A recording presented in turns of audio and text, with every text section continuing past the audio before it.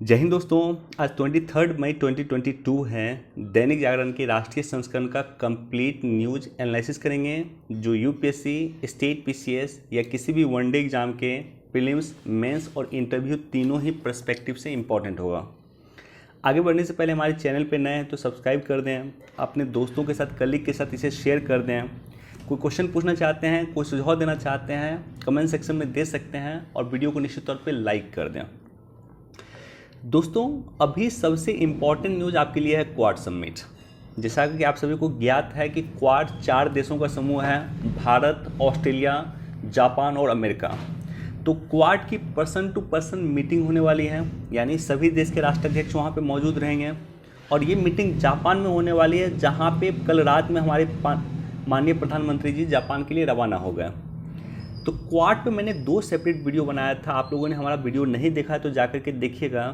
तो एक तो क्वाड के बेसिक कॉन्सेप्ट पे मैंने वीडियो बनाया था कि क्वाड की शुरुआत कैसे हुई थी। 2004 के आसपास हिंद क्षेत्र में या हिंद महासागर के क्षेत्र में बाढ़ आया था, उसके बाद क्वाड की संकल्पना शुरू हुई थी। तो उस पर एक बेसिक वीडियो मैंने बनाया था। दूसरा मैंने एक वीडियो बनाया था कि क्या क्वाड को नाटो का दर्जा दिया जाना चाहिए या नहीं दिया जाना चाहिए। अब देखिए, चाइना क्वाड को एशियन नाटो कहता है। तो सवाल तो ये उत्पन्न होता है कि क्या क्वाड को नाटो का दर्जा दे दें या ना दें। तो इस दोनों टॉपिक पर मैंने सेपरेट वीडियो बनाया था। लिंक मैंने टेलीग्राम चैनल पे पोस्ट किया, वहाँ से भी जाकर के आप देख सकते हैं। तो यहाँ पे मैं थोड़ा सा बेसिक डिस्कस कर दूंगा क्वाड का। बाकी क्वाड का जो भी आउटपुट होगा उसमें मैं सेपरेट वीडियो बना करके डिस्कस कर दूंगा। तो क्वाड भारत, अमेरिका, जापान और ऑस्ट्रेलिया के बीच में औपचारिक रणनीतिक वार्ता मंच है। अब ये औपचारिक हो गया। अनौपचारिक और औपचारिक में क्या अंतर होता है? देखिए, अनौपचारिक वार्ता मंच होता है या अनौपचारिक मतलब होता है कि जिसका कोई लिखित प्रारूप ना हो, राइट। जिसका कोई लिखित प्रारूप ना हो उसे अनौपचारिक कह सकते हैं। जो जिसका एक लिखित प्रारूप हो, जिसका एक निश्चित प्रक्रिया हो, तो उसको कहा जाता है औपचारिक। क्वाड अंतर्राष्ट्रीय कानून पर आधारित स्वतंत्र, मुक्त और समृद्ध हिंद प्रशांत क्षेत्र सुनिश्चित करने के लिए भारत प्रशांत क्षेत्र और क्षेत्रों में मौजूद चुनौतियों से निपटने के प्रति प्रतिबद्ध है।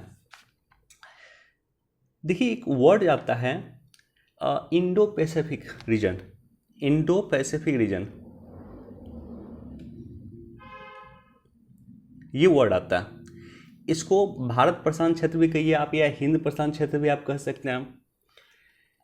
अमेरिका ये टर्म चीन ये टर्म यूज़ नहीं करना चाहता है, Indo Pacific region. Indo Pacific region को अगर आप देखिएगा तो ये अमेरिका से शुरू होता है और उसके बाद अफ्रीका के तट पे जाकर समाप्त होता है। तो ये पूरा का पूरा क्षेत्र जो है वो इंडो पैसिफिक क्षेत्र है, जिसमें हिंद महासागर पूरी तरह से आता है और जिसमें प्रशांत महासागर पूरी तरह से आता है। तो इंडो पैसिफिक क्षेत्र चीन क्यों नहीं बोलता है? चीन इसको एशिया पैसिफिक क्षेत्र बोलता है, इंडो पैसिफिक क्षेत्र नहीं बोलता। उसका रीजन है कि चीन अगर इंडो पैसिफिक क्षेत्र बोलता है तो इंडो मतलब हो गया इंडिया, यानी इंडो पैसिफिक क्षेत्र बिना इंडिया के अधूरा है, राइट। तो इसलिए चीन इस शब्द का प्रयोग नहीं करता है, चीन एशिया पैसिफिक शब्द का प्रयोग करता है, क्योंकि एशिया में सबसे मजबूत देश तो चीन है। तो अपनी डोमिनेंसी बढ़ाने के लिए इसी क्षेत्र का नाम चीन यूज करता है एशिया पैसिफिक क्षेत्र के रूप में, और अमेरिका इसका यूज करता है इंडो पैसिफिक क्षेत्र के रूप में। इसका विचार सबसे पहले जापान ने रखा था। 2004 के बाद 4 में जो बाढ़ आई थी उसके बाद इसका विचार जापान के द्वारा दिया गया था और 2007 में इसका जो है गठन हुआ था बेसिकली। और ये गठन जो हुआ है 2007 में हुआ था भारत, जापान, यूएस और ऑस्ट्रेलिया के बीच में समुद्री आपदा की बड़े स्तर पर राहत या पुनर्वास की तैयारी के लिए बेसिकली इसका स्थापना हुआ था। और इसका विचार दिया था शिंजो अबे, जापान के तत्कालीन प्रधानमंत्री शिंजो अबे। देखिए, जापान में अभी वर्तमान में प्रधानमंत्री शिंजो अबे नहीं है, लेकिन उसका इम्पोर्टेंस आप इस रूप में भी समझ सकते हैं कि भारत सरकार ने शिंजो अबे को पद्म विभूषण सम्मान दिया, राइट। जब वो प्रधानमंत्री नहीं थे तब उनको ये सम्मान दिया गया। तो शिंजो अबे का इम्पोर्टेंस भारत और जापान रिलेशन में भी है और क्वाड के निर्माण में भी है, इसलिए उन्हें पद्म विभूषण सम्मानित दिया गया। एक और टर्म है स्वतंत्र, मुक्त देखिए एक टर्म है, एक सेकंड, हाँ, स्वतंत्र मुक्त और समृद्ध हिंद प्रशांत क्षेत्र, राइट। ये जो टर्म है, इस टर्म का मतलब ऐसा नहीं कि क्वाड,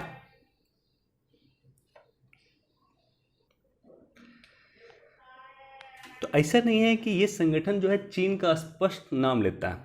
हाँ, ये बात सही है कि चीन का इनकाउंटर करना इस संगठन का एक उद्देश्य है, लेकिन ये संगठन चीन का स्पष्ट नाम लेता है ऐसा नहीं है। हाँ, उसके जगह ये वर्ड का यूज करता है कि हम कल्पना करते हैं या हम इस बात पे अडिग हैं कि हमें स्वतंत्र मुक्त और समृद्ध हिंद प्रशांत क्षेत्र चाहिए। ये जो वर्ड है अपने आप में चीन इसको अपने खिलाफ लेता है। क्यों? क्योंकि अगर आप देखिएगा इंडो पैसिफिक क्षेत्र, तो उसी के तहत दक्षिणी चीन सागर भी आता है, और दक्षिणी चीन सागर में किस तरह से चीन अपनी डोमिनेंस कर रहा है वो सभी को पता है, हम सबको। चीन और फिलीपींस किसी विवाद को लेकर के गए थे अंतर्राष्ट्रीय इंटरनेशनल कोर्ट ऑफ जस्टिस, जहां पे डिसीजन फिलीपींस के पक्ष में सुनाया गया था, चीन के खिलाफ सुनाया गया था। बावजूद इंटरनेशनल कोर्ट ऑफ जस्टिस ने चीन का डिसीजन चीन मानने से इनकार कर दिया, राइट। तो इस तरह से आप देखेंगे दक्षिणी चीन सागर में चीन अपना पूरा प्रभुत्व चाहता है। लगभग सभी देशों से उसका विवाद है दक्षिणी चीन सागर में। इसी तरह से पूर्वी चीन सागर में आप देखिए जापान के साथ उसका जबरदस्त विवाद है।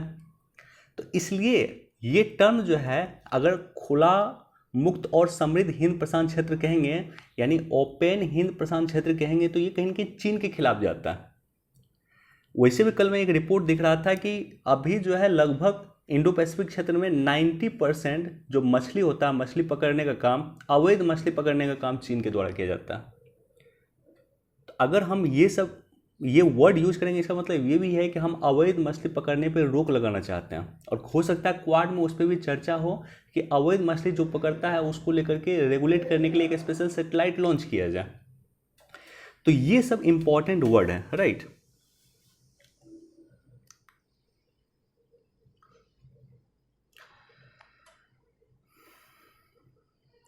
अब देखिए 2021 के समिट में क्या हुआ था, थोड़ा सा मैं उस पर डिस्कस करता हूँ।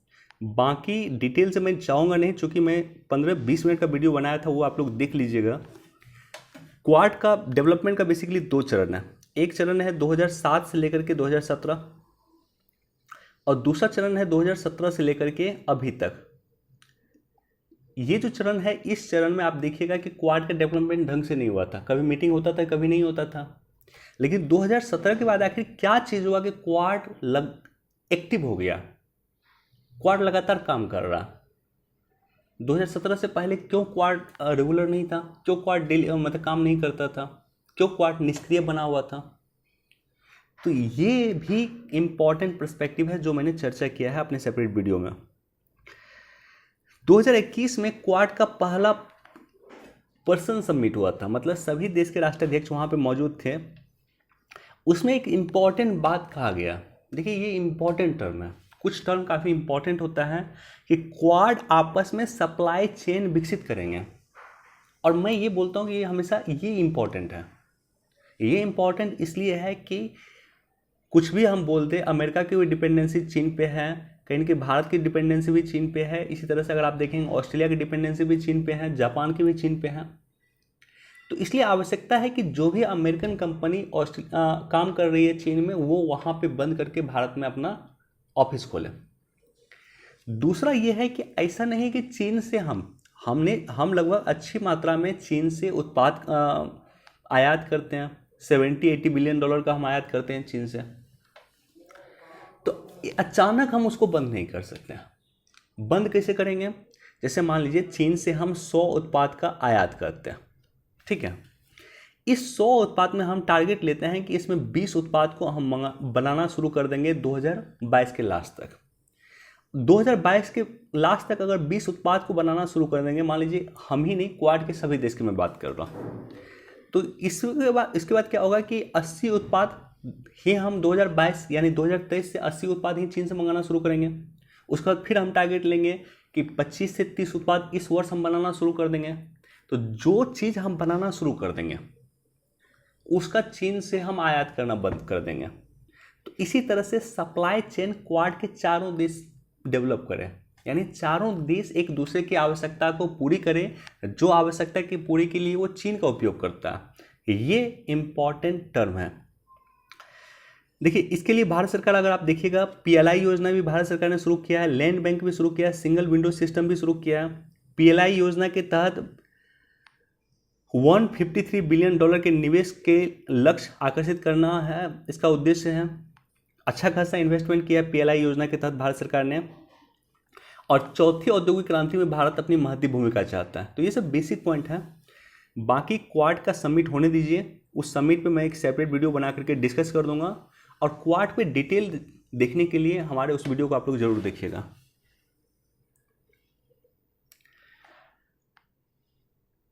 देखिए 2 कप बैडमिंटन से संबंधित अभी चर्चा में है। एक तो थॉमस कप है और दूसरा उबेर कप है।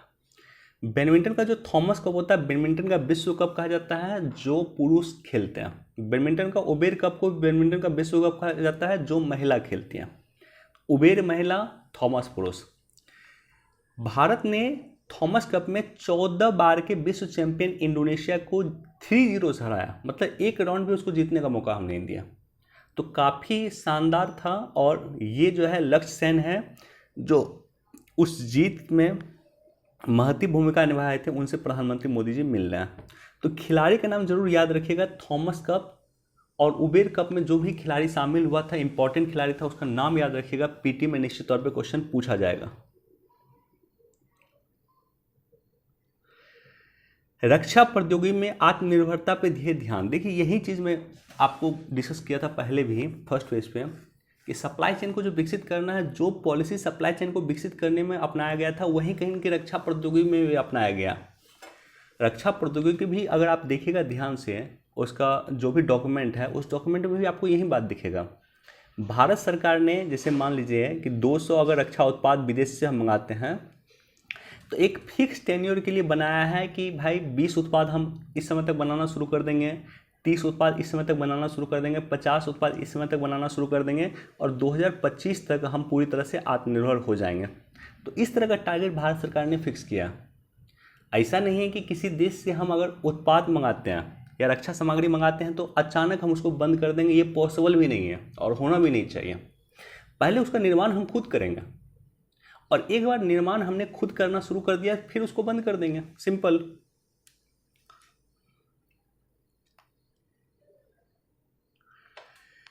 देश में मुक्त विश्वविद्यालय खोलने की राह आसान हुई। देखिए ये यूजीसी ने किया है और काफ़ी शानदार काम किया है यूजीसी ने। सबसे पहले तो ये समझिए कि ये कदम क्यों उठाया गया, ओपन यूनिवर्सिटी बनाने का कदम क्यों उठाया गया, उसकी राह को आसान क्यों किया गया। उसका रीज़न है कि वर्तमान में हमारा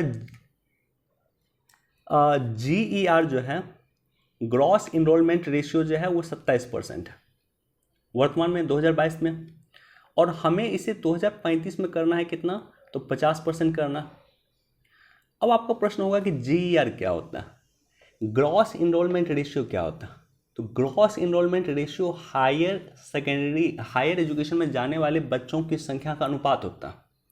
मान लीजिए 10 बच्चों ने 10th किया, 100 बच्चों ने 10th किया, तो उसमें महज अभी 27 बच्चे ही हायर एजुकेशन में जा रहे हैं। तो इसी की संख्या को बढ़ा करके 50% करना है, यानी 100 बच्चे अगर 10th करेंगे तो कम से कम 50 बच्चे उसमें हायर एजुकेशन के लिए जाएंगे, BA करेंगे, MA करेंगे, ये सब पढ़ेंगे। तो ये आवश्यक है। तो इसके लिए आवश्यक क्या है कि ओपन यूनिवर्सिटी भी खोला जाए, ताकि लोग काम करते हुए, जॉब करते हुए भी कहीं न कहीं अपनी डिग्री को कंप्लीट कर सकें। तो पहले क्या था कि अगर आप ओपन यूनिवर्सिटी खोलते हैं तो आपको 40 से 60 एकड़ लैंड चाहिए। अब आप सोच के देखिए कि आप पटना जैसी जगह में, नालंदा ओपन यूनिवर्सिटी तो एक बिल्डिंग में चल रही है, तो क्या 40 से 60 एकड़ लैंड पॉसिबल था? तो बड़े शहर में तो ये बिल्कुल पॉसिबल नहीं था। तो इसलिए आवश्यकता है कि इसको कम करके सिर्फ 5 एकड़ लैंड अगर आपके पास है, तो उस 5 एकड़ लैंड में भी आप ओपन यूनिवर्सिटी खोल सकते हैं। ये यूजीसी ने कहा है, निश्चित तौर पे ग्रॉस इनरोलमेंट रेशियो को बढ़ाने में ये सहायक होगी।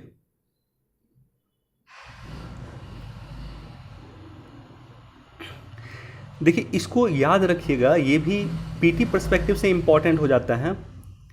दंतेश्वरी माई के लिए निकली 11 किलोमीटर लंबी चुनरी यात्रा। अच्छा, इंपॉर्टेंट क्यों है?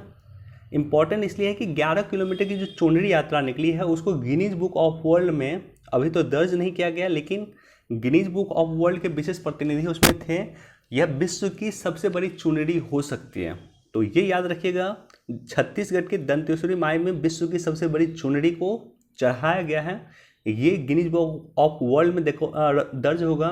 और अगर गिनीज बुक ऑफ वर्ल्ड में दर्ज होता है तो एग्जाम पर्सपेक्टिव से भी ये इंपॉर्टेंट हो जाएगा।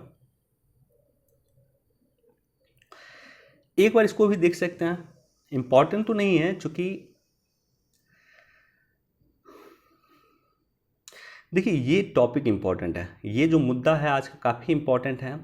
इस मुद्दा पे हमने भी कई बार बात किया और स्पेशली हम देखिए इस पे ज़रूर बात किया कि पूजा स्थल कानून 1991, places of worshipment act Gyanvapi issue के बाद चर्चा में है।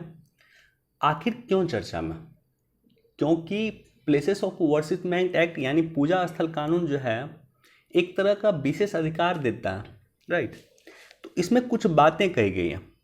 इसमें धारा 3 के बारे में हमने आपके साथ जिक्र किया था, धारा 4(1) और 4(2) के बारे में जिक्र किया था और धारा 5 के बारे में भी जिक्र किया था। इसको आप लोग डिटेल से पढ़िएगा।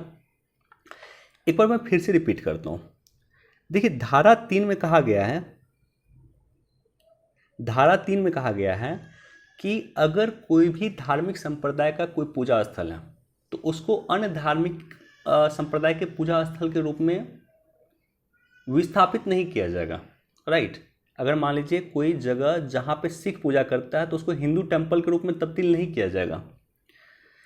उसके बाद 4(1) में कहा गया है कि 15 अगस्त 1947 को किसी पूजा स्थल का चरित्र जैसा था वो वैसा ही बना रहेगा। यानी 15 अगस्त 1947 में जो जहाँ पे पूजा, मान लीजिए मंदिर में पूजा हो रहा है, वो जगह मंदिर के रूप में जगह जाना जाता है तो मंदिर के रूप में ही जाना जाएगा। मस्जिद के रूप में जाना जाता था तो मस्जिद के रूप में ही जाना जाएगा। 4(2) में और धारा 2 दोनों में एक बात कहा गया है कि जो कानून 15 अगस्त 1947 से पहले जो भी मैटर किसी भी न्यायालय में लंबित था पूजा स्थल को लेकर के वो समाप्त हो जाएगा। और धारा 5 में कहा गया है कि राम जन्मभूमि विवाद जो था, अयोध्या डिस्प्यूट था, उसको इससे बाहर रखा गया। तो अपवाद में है अयोध्या डिस्प्यूट, क्योंकि अयोध्या डिस्प्यूट बहुत पुराना इशू है, 500 साल का इतिहास है, तो उसको इससे बाहर रखा गया था। बाकी इसको पढ़िएगा मुद्दा। देखिए यहाँ पे मुझे 2-3 पॉइंट डिस्कस करना है। ये जो IAS अधिकारी पूजा सिंघल है उनके भ्रष्टाचार को लेकर के एडिटोरियल दिया हुआ है, तो यहाँ पे 2-3 पॉइंट मैं बस आपके साथ डिस्कस करूँगा। जो मुझे इंपॉर्टेंट लगा है उसको मैंने नोट किया है, मैं डिस्कस करूँगा। आचार संहिता से ही भ्रष्टाचार पर नियंत्रण। अब भ्रष्टाचार पर नियंत्रण को लेकर के द्वितीय प्रशासनिक सुधार आयोग जो 2005 में बना था, 2007 में रिपोर्ट दिया था, वीरप्पा मोइली की अध्यक्षता में बना था। तो उन्होंने कहा था कि भारतीय संविधान के अनुच्छेद 311 को निलंबित कर दिया जाए जो अधिकारियों को संवैधानिक संरक्षण देता है। तो ये भी इंपॉर्टेंट है। आर्टिकल 311 अधिकारियों को संवैधानिक संरक्षण देता है, तो इसको निलंबित करने की बात वीरप्पा मोइली ने किया था, द्वितीय प्रशासनिक सुधार आयोग में किया गया था। दूसरा इंपॉर्टेंट पॉइंट है कि 2008 में जगन्नाथ राव की अध्यक्षता वाली एक समिति ने न्याय प्रभाव की संकल्पना को लागू करने पर बल दिया था और इस समिति ने कहा था कि महज कानून निर्माण से ही न्याय नहीं मिल सकता। सिर्फ कानून बनाने से आप चाहिएगा कि न्याय मिल जाए, ऐसा नहीं है। कानून बनाने से उल्टे न्यायपालिका का बोझ बढ़ता है और वित्तीय समस्या भी आती है, वित्तीय अपर्याप्तता भी आती है, पैसा की कमी भी होती है। तो अतः किसी कानून का निर्माण करने से पूर्व उसके वित्तीय और न्यायिक प्रभाव का आकलन आवश्यक है। कोई भी कानून बनाइए उससे पहले उसको देखिए कि इस कानून में कितना खर्च हो सकता है और न्यायिक प्रभाव कहाँ तक न्यायपालिका जो है इसका निदान कर सकती है, न्यायपालिका इसके अकॉर्डिंग काम कर सकती है। इसके लिए वित्त आयोग के अध्यक्ष और CGI से परामर्श करने की आवश्यकता है। अब ऐसा जगन्नाथ राव ने क्यों कहा था? उनका रीजन था। देखिए हम लोग लगातार डिस्कस करते हैं कि न्याय में विलंब अगर मिलेगा तो न्याय में विलंब अपने आप में भ्रष्टाचार का एक कारण है, क्योंकि न्याय जो विलंब मिलेगा, लेट से न्याय मिलना अपने आप में भ्रष्टाचार का एक कारण है। तो इसके लिए जगन्नाथ राव की अध्यक्षता वाली समिति ने डिस्कस किया था। तो ये सब बेसिक पॉइंट हैं जो आपको ज्ञात होनी चाहिए और ये टॉपिक आज काफ़ी चर्चा में चल रही है। देखिए ये जो मैंने डिस्कस किया, यहाँ पे कुछ पॉइंट है और यहाँ पे पॉइंट है, इसको आप लोग खुद पढ़ लीजिएगा एक बार।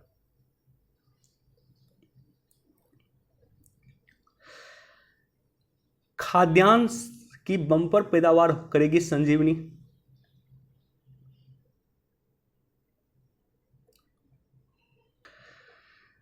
तो इसको एक बार देख लीजिएगा, खाद्यान्न का टारगेट हमारा बढ़ गया है, खाद्यान्न की बम्पर पैदावार बनेगी संजीवनी, तो हमारे देश के लिए सहायक होगा, राइट।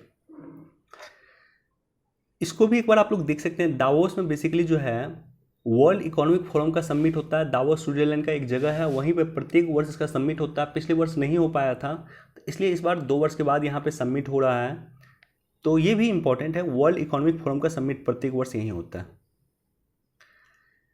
बाकी जीएसटी काउंसिल में सरकार कुछ संशोधन करने में विचार कर रही है, अगले महीने में फिर जीएसटी काउंसिल की मीटिंग होगी और उसी में सरकार हो सकता है कुछ सुधार करे, तो देखेंगे इस पे, इस टॉपिक पे भी हम लोग चर्चा करेंगे।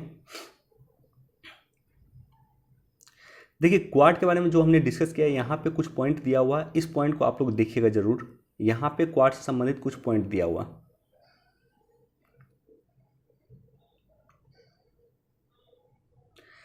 श्रीलंकाई संसद को अपनी शक्ति देने पे आज निर्णय लेगी कैबिनेट। देखिए ये इंपॉर्टेंट टॉपिक है, इंपॉर्टेंट पॉइंट ये है कि 20वां संविधान संशोधन किया गया था श्रीलंका में, और 20वें संविधान संशोधन के माध्यम से संसद से अधिक पावरफुल राष्ट्रपति को बना दिया गया, और उसको रिवर्स करने की तैयारी कर रही है 21वें संविधान संशोधन, यानी अब फिर संसद को राष्ट्रपति से अधिक पावरफुल बनाने की बात चल रही है, और 21वां संविधान संशोधन होता है तो फिर संसद को अधिक पावरफुल बना दिया जाएगा श्रीलंका में। तो श्रीलंका का जो इकोनॉमिक क्राइसिस था उसका एक रीजन यह भी था, 20वां संविधान संशोधन भी उसका एक रीजन था, जहां संसद की शक्ति को सीमित किया गया था और राष्ट्रपति की शक्ति को बढ़ाया गया था। बाकी हमने मानवीय सहायता भेजी है श्रीलंका में।